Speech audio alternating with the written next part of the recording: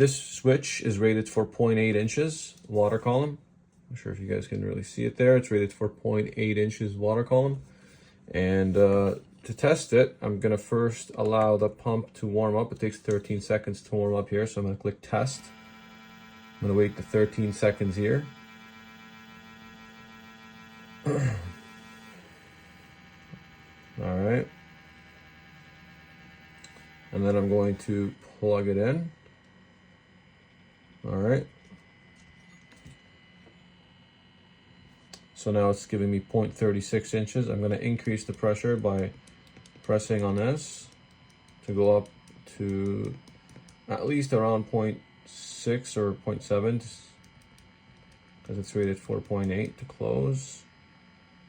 So far it hasn't closed, so far so good. When it closes, by the way, you'll get this LED over here that says closed underneath. It'll light up in red telling you that a switch has closed.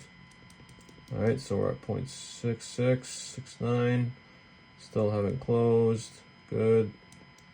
0.71, let's go slow here, 73, 74, 75. Okay, so we're pretty close now, 76. Oh, 78, 77, 78, and it's closed. Okay. So now let's see when it opens. So we can go down to decrease the pressure.